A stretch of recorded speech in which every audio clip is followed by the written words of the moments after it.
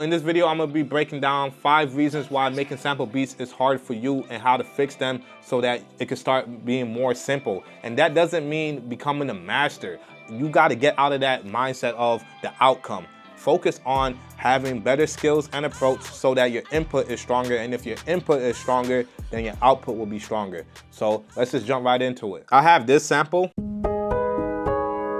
You know it's not what I wanted. I entire city on it. All I can hear is your voice. Tell me that you want me closer.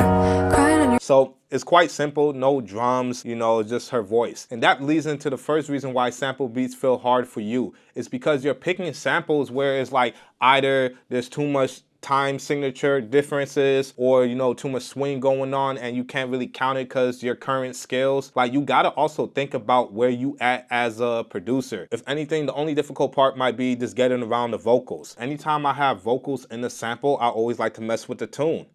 So let's just try something like this.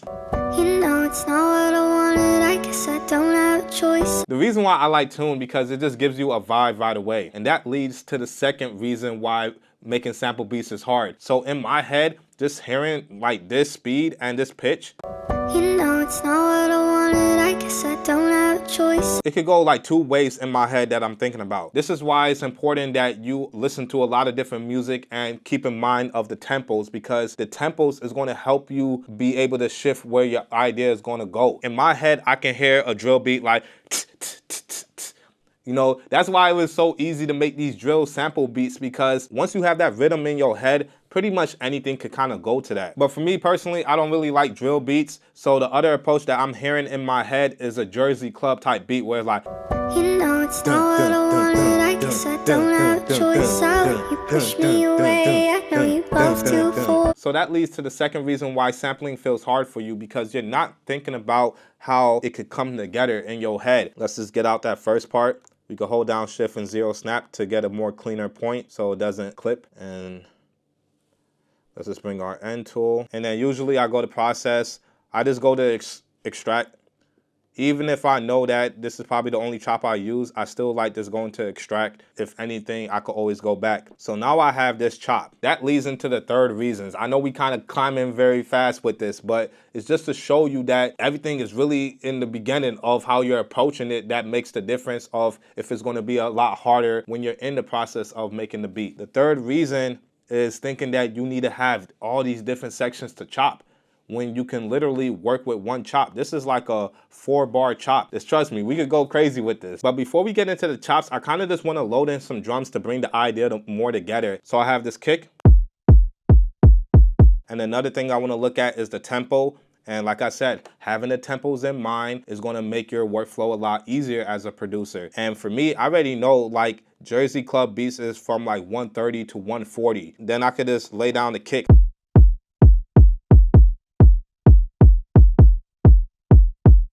Go back to our first track where the sample is at. And since we have the tempo, we just want to make sure our sample is going to be at that tempo as well before we get into our chops. So I counted 4 bars already, and I could just go to process, go to time stretch, and obviously it's not 8 beats because 8 beats just only means 2 bars. So we got to go to 16. So for me, I actually like to work in double time, and 16 is right. You can technically work from the 65, but I'm just going to go to 32. And you can see it's already around that tempo. That's how you already know, like, if you're developing as a producer, because your ears is also matching what is like shown. This is something that is just going to happen subconsciously the more you listen to a lot of different genres and you keep in mind of the tempo. You're going to just kind of know what certain tempos sound like. But I want to make this exact 130. So there's no weird cutoff. Press do it. And then now we could go to chops. I like to go to BPM chops because it gives me my chops right away. You know it's not what I wanted. I guess I don't have a choice. I'll let you push me away. I know you love to fall. What we're going to do first is just shift and convert. and do a new drum track using slices. So now we have our slices right here. Now real quick, if you feel like I'm moving a bit fast and you're still struggling on the MPC and its functions and still a bit confused on how to finish a beat, well, I have a course out now that's called MPC in a Day, and really this is just to get you to point A to point B, and these videos are more tailored into a structured way. If you're looking for that type of guidance to get better with your MPC and making beats a lot faster, you could go check out that course, link below and in the pinned comments. Now let's get back to the video. And I'm just gonna double the length so I have more bars, because if it showed 4 bars in double time, that's only 2 bars. 8 bars in double time is really 4 bars. So at least I want a bit more room. And we could just lay down a pattern like this. You know it's not what I wanted, I guess I don't have a choice. I'll let you push me away, so I'll let you be solid. You know it's not what I wanted, I guess I don't have a choice. I'll let you push me away, I know you, I know you. Another tip I could give you about like how to chop is listen to other sample beats. See where they're chopping at. I heard this a lot in other beats where they just repeat the ending. Solid, I know you, I know you. Let me add that hi-hat in, and what I'm gonna do is turn off full levels to have that dynamic, and I'm also maybe turn off TC just to have a bit more swing. You know it's not what I wanted, I guess I don't have a choice. I'll let you push me away, so I'll let you be solid. Okay. And let's add in some other stuff. You know it's not what I wanted, I guess I don't have a choice. I'll let you push me away, so I'll let you be solid. You know it's not what I wanted, I guess I don't have a choice. I'll let you push me away. You know it's not what I wanted, I guess I don't have a choice. I'll let you push me away, so I'll let you be solid. Let's add some rim shots to it, and I think that will bring it all together. You know it's not what I wanted, I guess I don't have a choice. I'll let you push me away, so I'll let you be solid. I kind of want something like that, but I think I probably went too early, so let's just cut that and bring it like somewhere around here. You know it's not what I wanted, I guess I don't have a choice. I'll let you push me away. So I like how that sounds. I probably want to take out this one note, and let's just copy this over. I want to, let's see, hold on. Solid, you be solid. Hey. All right, so now let's get into the 4th reason of why sampling is hard for you, and that is you're ignoring using effects, because this sounds cool on its own, but if I'm thinking about the rapper, I already know that vocal is going to eat up a lot of space. Definitely use a low pass filter to take out some of those highs.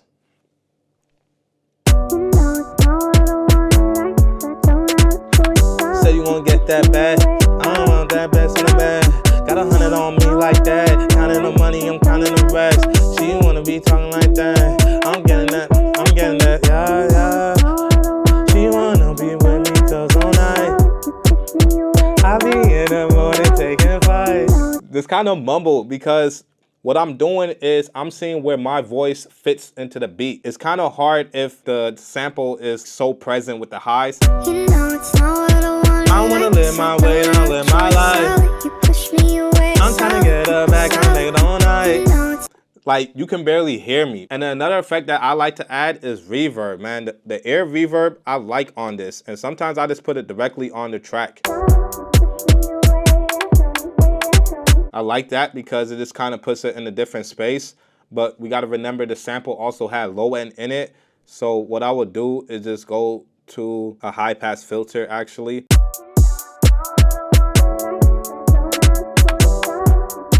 You know, cutting out at least up to 148, that's good. And then now since we have the full drums, then we can make different sections with the chops. I like using the arranger time to time, but I actually still like copying the sequence. So let's just go up here, go to the pencil tool, and we're just gonna copy the sequence.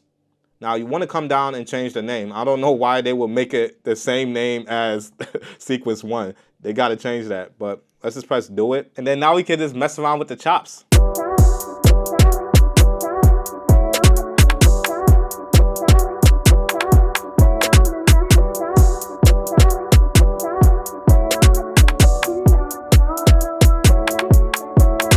And you see, there's no overthinking about, oh, what other producers is going to think because it's so simple and blah, blah, blah. Like, get out of your head. I'm at the point where I'm actually liberated that, you know, the listener don't care about anything. Some producers, they feel upset that listeners don't pay attention to the little details or the stuff that they care about. And it's like, that's not their job. You still be a good musician yourself, but understand you only doing that for yourself. People just want to hear good music. For me, I still play the piano and I still want to learn the piano and get more advanced at it. Could I just use loops and AI and all that? Yeah, I can. But this is actually my enjoyment and I do this for me. I'm not playing the piano to prove to producers like, oh yeah, I'm the illest.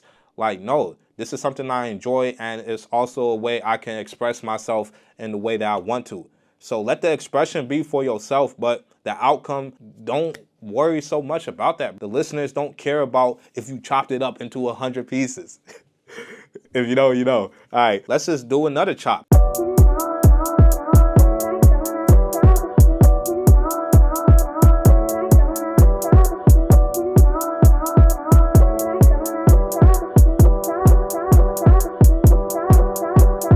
So, you know, I'm just getting ideas out, and like I said, I'm using the sequence just to capture my ideas in a sense. Now, the fifth and last reason why sampling may feel hard for you is because you're only just focusing on the sampling and not adding to it as well. So here's how it would sound if I added instruments to it. So I went ahead and add Fabric XL, like strings, and like this pad,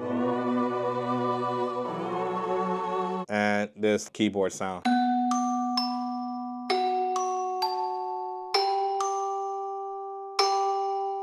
So all together it would sound like this.